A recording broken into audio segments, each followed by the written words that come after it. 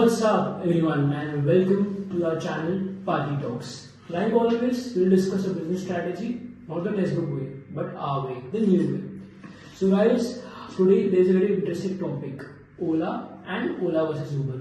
And today we have a special guest called Sankal. He's a rockstar in this field. Let's call him without wasting any time. Sankal. Hi Dijot.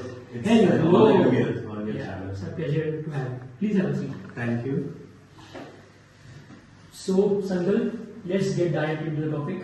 Yes. OLA and OLA versus Uber. Give your views on it and let's help our listeners know what is your take on the same. You have hit on the core of the initial challenge.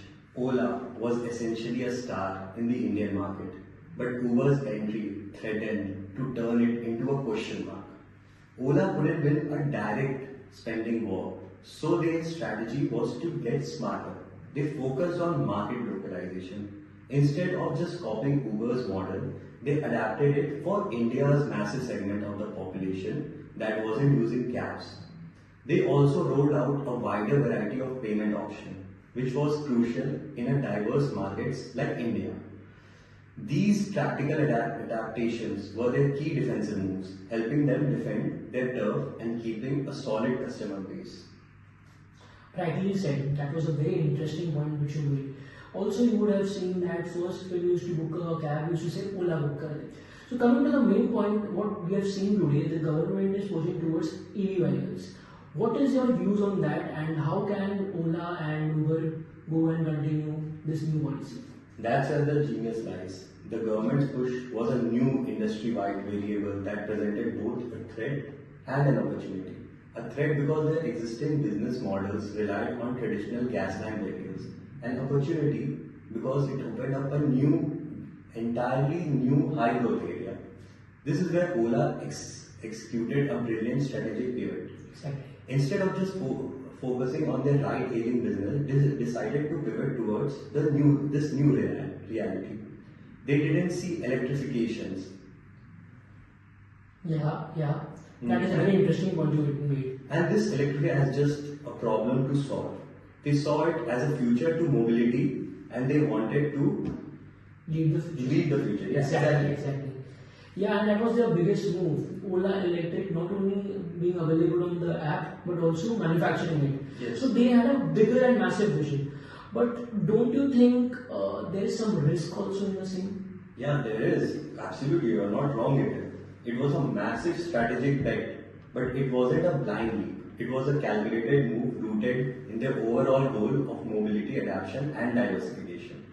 Their objective was twofold. First, they wanted to maintain a strong position in their core mobility business, and second, they wanted to establish a leadership position in the emerging EV two-wheeler market. By creating Ola Electric, they were giving themselves a foothold in the entire mobility value chain.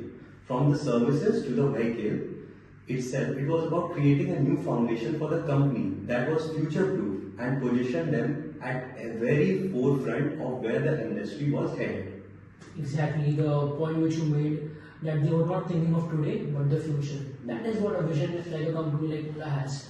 So, if we need to shorten it up, just 2 or 3 main points, what do you think about this incredible story of Ola and Ola versus Uber, if you want to sum it up for our listeners? Okay, so I think the biggest takeaway is that a great business strategy isn't just about fighting the competition Exactly. you have. It's about anticipating the competition and trends to the future. Ola's journey shows us the power of strategic pivot, knowing when to adapt your core business and diversify into new high growth areas. It's a perfect example of a company that wasn't afraid to reinvent itself, to not only survive but to lead. Yeah, Sankal, I think today I got a lot of lessons from you and so did my listeners. Thank you for sparing your time and yeah, that's it from Paaji Talks. We'll be bringing new innovations and new business partners in the future. Thank you, Sankal. Thank you, Raju.